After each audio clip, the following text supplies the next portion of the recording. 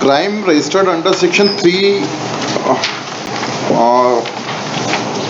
under section lordship 406 and 420 and 294 506 lordship. इसकी prosecution story ये 438 है 438 फर्स्ट बेल एप्लीकेशन है लॉर्डशिप। इसकी प्रोसिक्यूशन स्टोरी ये है कि प्रेजेंट अपीलांट जो है वो रिटायर्ड आर्मी पर्सन है और ये जो कंप्लेनेंट है इनके पोते हैं। इसके अंदर जो कंप्लेनेंट ने लॉर्डशिप कंप्लेंट ये कराई कि 3/8/2021 को ये पोते ने इनको ले जाके और अपने फेवर में दान पत्र रजिस्टर्ड दान पत्र एग्जीक्यूट करा दिया और मुझे जानकारी नहीं दी कि क्या है वो, और वो रजिस्टर्ड दान पत्र एग्जीक्यूशन हो गया और 1.5 साल 2 साल बाद मुझे पता चला कि वो दान पत्र इन्होंने करा दिया। अब सर इसमें क्या हुआ कि हमारा म्यूटेशन हो गया। म्यूटेशन होने के बाद इन्होंने सबसे पहले सर डेट है 17/11/22 को अनुविभागीय अधिकारी के यहाँ सेक्शन 44 MP LRC के अंदर लॉर्डशिप जो हमारा म्यूटेशन हुआ उसके अगेंस्ट में इन्होंने एक अपील फाइल की। इस अपील में इन्होंने ये लिखा कि आज से करीब 1.5 वर्ष पूर्व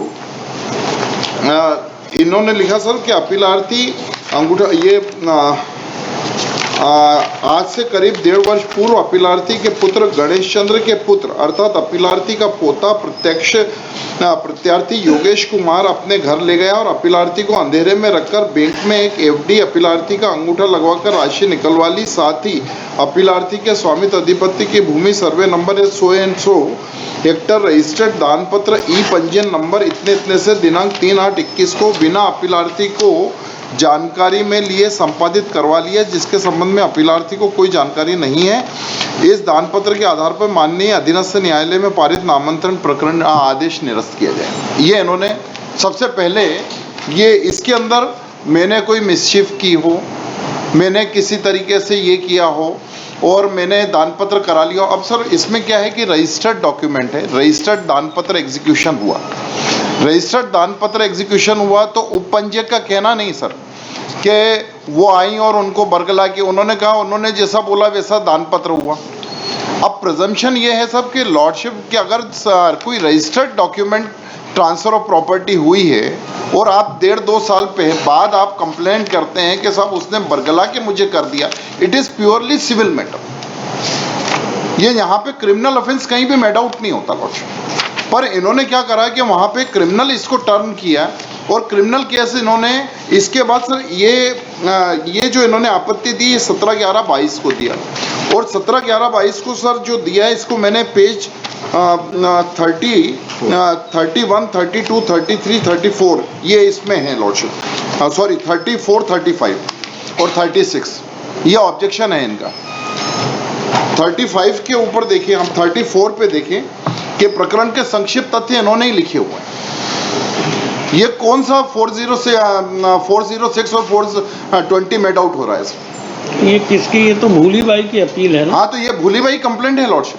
यस, ये भूली बाई के हाथ का ही लिखा हुआ है। तो यहाँ पे सवाल ये है कि इन्होंने ये 17/11/22 को अनुविभागीय अधिकारी के यहाँ ये अपील की। इसके भाई एलिगेशन 2 पार्ट में लॉर्डशिप, एक है उसके बैंक खाते से पैसे निकाल लेने लॉर्डशिप, उसके बारे में क्या कहना है?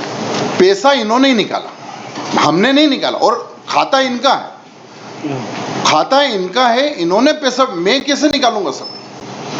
सवाल यह है कि आप गए बैंक के अंदर पैसा विड्रॉ किया, बैंक के रिकॉर्ड भी उन्होंने सीज किए हों, तो वहां पे ऐसा थोड़ी हुआ कि मैंने पैसा ले लिया और यहाँ पे कंप्लेंट नहीं कर रहे हैं कि वो पैसा मैं ले गया। अब इसको सर ये कंप्लेंट देखें आप कि पेज नंबर 34 पे इन्होंने ये नहीं कहा कि मैंने पैसे इनको दे दिए और ये पैसा ले गया और बाद में मांगे तो नहीं दिया, तो 406 मेड आउट नहीं होता। अरे ये तो रेवेन्यू वाली अपील है ना? नहीं, पर के पैसे का क्या कहना सर? एक्चुअल क्या हुआ है कि इसके बाद इन्होंने क्या करा कि ये इनके फैमिली डिस्प्यूट्स हैं, जो ये बड़े बेटे का लड़का है और जो छोटे बेटे हैं जिनके साथ ये लेडी अभी आई हुई हैं, उन्होंने बरगला के इन्होंने क्या करा कि सबसे पहले अपने नाम पे पावर ऑफ अटॉर्नी कराई बेटे ने। वो अटॉर्नी भी मैंने माननीय न्यायालय के समक्ष इसके साथ फाइल की हुई है। आप अटॉर्नी देखें कि इन्होंने अपने फेवर में एग्जीक्यूशन करा लिया है अटॉर्नी का, और बाद में जाके इनको ले जाके माताजी का मिसयूज करके कंप्लेंट हमारे खिलाफ दर्ज करा ली। अब इसमें मसला क्या है कि एक इंसिस्टल दुकान थी गांव में जो इन्होंने परवारे उसको सेल ऑफ कर दिया। तो जो प्रेजेंट एप्लीकेंट है मुझसे पगा ले, पैसे किसने निकाले? इसमें पैसे के लिए संबंधित यूको बैंक से पूछताछ की थी, तो उन्होंने बताया कि भूली भाई, पॉइंट नंबर 1 है, भूली भाई पति सो एंड सो एक मात्र बचत खाता सो एंड सो खोला गया था, जो कि दिनांक 15/3/23 तक संचालन में है। उक्त खाते में खाता धारक की मृत्यु उपरांत राशि प्राप्त करने हेतु गणेश चंद्र राठौर वारिसान दर्ज है। सेकंड पॉइंट, खाता खोलने के आवेदन में भूली भाई का परिचयकर्ता हरिनारायण पिता सुंदरलाल दर्ज है। 3, भूली भाई द्वारा दिनांक सो एंड सो को राशि एफडी कराई थी, जो ब्याज सहित दिनांक को 2,72,085 रुपये 22/11/2021 को तोड़कर बचत खाते में जमा कर दी गई। रुपये निकालते वक्त उक्त बचत खाते में राशि सो एंड सो का आहरण भूली बाई द्वारा किया गया था। आहरण के वक्त भूली बाई के साथ Yogesh Kumar present applicant mobile number so and so मौजूद था एवं संभवतः निकास की पर्ची भी योगेश कुमार द्वारा ही भरी गई होगी। किसी भी अनपढ़ व्यक्ति के साथ जो पढ़ा लिखा व्यक्ति आता है अथवा अन्य ग्राहकगण द्वारा निकासी का फॉर्म भरा जाता है। भूली बाई के प्रकरण में योगेश द्वारा 2,72,000 का निकासी फॉर्म भरा गया था। भूली बाई की एफडी शाखा प्रबंधक सो एंड सो द्वारा तोड़ी गई थी एवं एफडी तोड़ते वक्त भूली बाई के साथ योगेश कुमार आया था।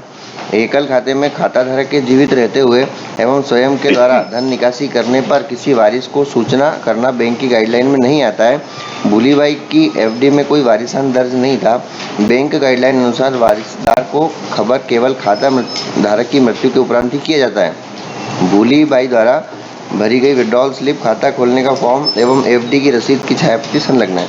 मतलब तो ये फॉर्म भी, विड्रॉल फॉर्म यही भर रहे हैं, साथ में भी यही गए हैं और अमाउंट भी रिसीव इन्होंने किया, ऐसा इसमें एलिगेशन। भाई आप दूसरे पॉइंट पर तो बहस कर रहे हैं, वो तो मान लिया कि सिविल नेचर का है। सर मैं अब ये इसमें भी आपको रिक्वेस्ट कर देता हूँ। इसमें लॉर्डशिप पोजीशन क्या है कि इन्होंने बोला कि वो बैंक से जाके पैसा विड्रॉ किया, जो कितना पैसा बताया उन्होंने 2 होता। इसमें आप देखें कि वो पैसे में अभी सर इन्होंने फर्स्ट लाइन पढ़ी कि उसके अंदर नॉमिनेशन किसका है, गणेश का, वो अकाउंट का, सेविंग अकाउंट का, एफडी का नहीं है। हाँ सेविंग का। तो वो जो प्रेजेंट एप्लीकेंट है इनके फादर है, योगेश के फादर है, और उन्हीं ने ये पैसा इनका जमा कराया था। अब सवाल ये है कि ये पैसा माताजी ने निकाल के हमारे हाथ में नहीं दिया। अब यहाँ पे क्या कंप्लेंट करते हैं, पहले ये कहते हैं कि वो पैसा मैंने उज्जैन जमा करा था इसलिए निकाल लिया, गांव से निकाल के मैं उज्जैन शिफ्ट हो गई और मैंने इसलिए निकाल लिया। यहाँ पे सर जो मैंने अभी आपको पढ़ के बताया सेक्शन पेज नंबर 34 पे, इन्होंने ये नहीं कहा 1.5 साल तक कि ये पैसा इन्होंने ले लिया मुझसे, कभी नहीं बोला। अब इन्होंने यहाँ पे कहा कि सब ये पैसा, मतलब इन्होंने ये कहा कि मेरे को वो पैसा बरगला के इन्होंने निकलवा लिया, पर वो पैसा योगेश निकलवा लिया और उज्जैन में जमा नहीं किया। नहीं, पर वो एलिगेशन है, पर वो पैसा हमको दिया हो ऐसा भी एलिगेशन नहीं है सर, इसमें वो पैसा हमको दिया भी नहीं। अब इन्होंने, मैं वापस पढ़ देता हूँ, पेज नंबर आप देखें 34 देखें आप इसको वापस आप देखेंगे, क्योंकि फर्स्ट कंप्लेंट सर वही है इसमें, बाद में इन्होंने तो ये सब जोड़ा है इसको। 1.5 वर्ष पूर्व अपीलार्थी के पुत्र गणेश चंद्र के पुत्र अर्थात अपीलार्थी का पोता प्रत्यार्थी योगेश कुमार अपने घर ले गया। वो अपीलार्थी को अंधेरे में रखकर बैंक की एक एफडी अपीलार्थी का अंगूठा लगाकर राशि निकलवा ली, साथ ही अपीलार्थी के स्वामित्व अधिपति की निकलवा ली, तो वो ले गया पैसा। सर आगे भी है नहीं, आप पूरा, मैं एक एक बता रहा हूँ सर, उसका एक एक आप उसका इंटरप्रिटेशन कि अंगूठा लगाकर राशि निकलवा ली। अपीलार्थी के स्वामित्व अधिपति की भूमि survey number such and such, भूमि का रजिस्टर्ड दान पत्र पंजीयन क्रमांक इतने इतने में बिना अपीलार्थी को जानकारी दिए संपादित करवा लिया, जिसके संबंध में अपीलार्थी को कोई जानकारी नहीं है और नामांतरण प्रकरण इसलिए कहीं कोई एलिगेशन नहीं है सर कि वो पैसा मैंने रख लिया। अब यहाँ पे सवाल ये है कि 17/11 के को जब लिखा गया तो भाई उसमें होगा ना, ये तो एसडीओ के यहाँ वो सर मैं ड्यू रिस्पेक्ट सर कंप्लेंट में होगा ना पैसा। सर कंप्लेंट फाइल करी है नामांतरण के खिलाफ में, ये वो ले रहे हैं। सर ये एक जो पुलिस को रिपोर्ट किया उसमें होगा ना। हाँ सर ये पुलिस की रिपोर्ट जो है इसमें स्पेसिफिक एलिगेशन है बॉन्ड निकालने का और उज्जैन में जमा कराने के, बोल का निकालने का, जमा नहीं करवाने का। और 10 बीघे का जो इन्होंने नामांतरण करवाया वो माइलॉट एक बैंक जो अभी 270 वाला जो अमाउंट का चल रहा था, उसके अलावा माइलॉट जो दूसरा अमाउंट का जो ये रजिस्टर्ड डीड की जो बात की जा रही है वो भी पूरी तरह से सस्पेक्टेड है माइलॉट। ये 10 बीघे ज़मीन है माइलॉट, और इस 10 बीघे ज़मीन में अपीलेंट के 5 वारिस हैं, 3 लड़के और 2 लड़की। वो सब तो सिविल कोर्ट देखेगा, that is not for us. My lord मैं इसलिए कह रहा हूँ रजिस्टर्ड उसके खिलाफ नामांतरण का हाँ इशू नहीं है, इशू यहाँ पर पैसे का मेन है। सर ये जो इन्होंने एक अटॉर्नी भी सर एग्जीक्यूट कर दी।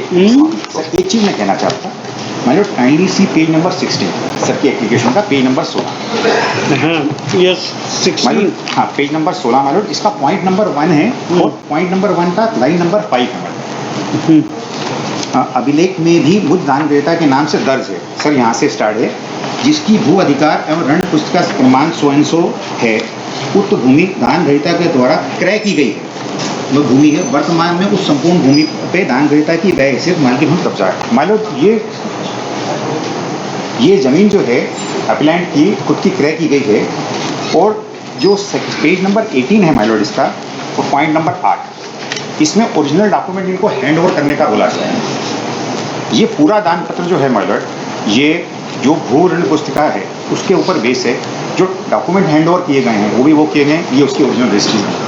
तो ठीक है मिस्टर नागपाल, उस ग्राउंड पे नहीं कर वो मैटर, वो तो अब ठीक है, कोर्ट विल एग्जामिन रजिस्टर्ड। अगर किसी डीड की ओरिजिनल रजिस्ट्री है और वो हम किसी को बाय गिफ्ट करेंगे तो बट नेचर सारे डॉक्यूमेंट उसको हैंड ओवर करेंगे। दूसरा माइलॉट जो ये डिले की बात कर रहे हैं, कितनी डिले करी है, इन्होंने गिफ्ट डीड करवाई है 3/8/2021 को, उसका नामांतरण प्रोसेस शुरू किया है 1 साल बाद। आप बार बार मिस्टर नागपाल उसी पर आ जाते हैं। आपको अमाउंट का है कि इन्होंने उज्जैन में जमा कराने के नाम पर निकाले बट जमा नहीं कराए उन्होंने। ये 406/420 इसमें प्राइमा फेसी माइलॉट बनता है, ये बनता है माइलॉट। तो not a case for bail mister Sharma. Lordship इसमें एक्चुअल क्या है कि किसी में, अब ये देखें, अब मैंने अभी इसमें लॉर्डशिप एक मुख्तियारनामा इनका पेश किया है। ये मुख्तियारनामा पेज नंबर 31 देखें सर, ये मैंने अपनी एप्लीकेशन के साथ फाइल किया है। ये डेट ऑफ एग्जीक्यूशन जो बताया है सर इसमें, ये एग्जीक्यूशन इसमें बताया है 2/2/2023, पेज नंबर 30 से देखें, 30 से 31। वही गिफ्ट डीड नहीं सर, एक्चुअल क्या है कि ये प्रॉपर्टी को इनका जिन्होंने इन माताजी से कंप्लेंट कराई है मेरे अंकल हैं, और अंकल ने अपने फेवर में पहले ये अपने नाम पे मुख्तियारनामा कराया, जो पूरा पीछे बैकग्राउंड है इसका। एक मिनट प्लीज, मैं बोलता ही नहीं हूँ आपके बीच में, आप मेरे से लॉर्डशिप, इसमें ये जो मुख्तियारनामा एग्जीक्यूशन हुआ है, ये मेरी सेल डीड, मेरी दान पत्र हो गया, और ये सब हो गया अगस्त 2021 में। इसके करीब 2 साल के बाद ये मुख्तियारनामा लिखाया सबसे पहले इनके लड़के ने अपने फेवर, और लड़के का डिस्प्यूट ये है कि इस लड़के ने जो इंसिस्टल प्रॉपर्टी की दुकान थी वो परवारे बेच दी, और उसके अंदर ये जो प्रेजेंट एप्लीकेंट है इन्होंने ऑब्जेक्शन किया ग्राम पंचायत में, तो उनका नामांतरण कैंसिल कर दिया कि नहीं, सब एलआर्स के इसके ऊपर नाम नहीं। और इस कारण से अब आप सर इसमें देखिए कि इसमें पूरी कॉन्स्पिरेंसी यहाँ पे कि ये जो मुख्तियारनामा है ये छतर सिंह के नाम पे एग्जीक्यूट किया भूलीबाई ने। अरे वो ठीक है आपका। अब सर इसके अंदर भी आप देखें कि कहीं ऐसा नहीं है, यहाँ पे इन्होंने क्या लिख दिया कि साहब ये प्रॉपर्टी आज मेरी है और ये मैं अपना मुख्तियारनामा छतर सिंह को नियुक्त करती हूँ। अभी जो आई है कंप्लेंट, जो ऑब्जेक्शन लगाया है वो भी छतर सिंह के द्वारा है, और ये सारा क्रिएट किया है कि सब ये पैसा इस तरीके से इन्होंने ले लिया। अब यहाँ पे सर सवाल ये था कि प्राइमा फेसी अगर कोई दान पत्र आपने एग्जीक्यूशन किया है, अगर उसको कैंसिलेशन चाहते हैं या कुछ चाहते हैं तो आपको सिविल कोर्ट में जाना चाहिए। यहाँ पे इन्होंने सिविल कोर्ट भी लगाया, सिविल सूट भी फाइल किया, और कोर्ट ने जब अभी वहाँ पे इनका 3912 स्वीकार करने से इनकार किया, इन्होंने FIR रजिस्टर्ड करा दी, उसमें ये जोड़ दिया इन्होंने वो जो केस इन्होंने जो सिविल सूट फाइल किया वो कॉपी भी मैंने दी, ये सिविल सूट है। I am not on that point, Mr. पर सर इसमें भी I am allegation repeatedly saying both of you नहीं sir that I am not examining the validity of the registered. नहीं सर सर मसला ये Question is है of that bank report is that you had accompanied that lady and according to the complaint. So prima facie allegations are there. Surrender and apply for the regular bail. It's पर not a case. Sir मेरा due respect निवेदन ये है कि ये actual क्या है कि जैसे इन्होंने अपने पावर का लॉ का मिसयूज किया। आप ये देखें कि ये जो सिविल सूट भी लगाया है इन्होंने, तो इसके अंदर भी इन्होंने ये नहीं कहा कि इन्हें 2.5-3 लाख रुपए कैश ले लिए वो मुझे दिलाए जाएं, ये रिलीफ नहीं मांगी है। उसमें उसकी रिलेवेंसी नहीं है। नहीं रिलेवेंसी सर इसलिए है कि अगर मेरा I पैसा am considering anticipatory, Mr. Sharma.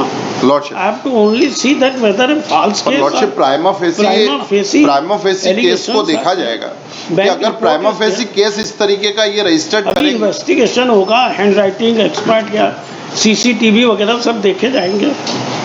और वो तो आ गया सर कि हमने नहीं पैसा वो खुद जाके लेके आई लेके और साइलेंट है 2 साल से।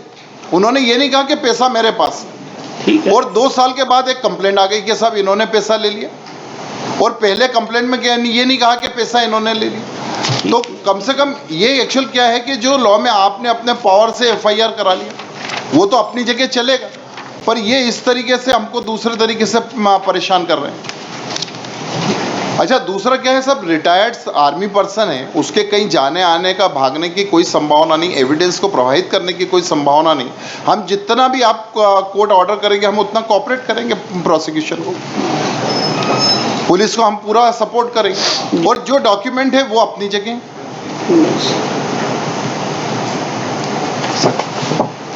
लिखिए, Shri Dharmendra Kumar Sharma, general council for the applicant, Shri Tarun Pagare, GA for the state.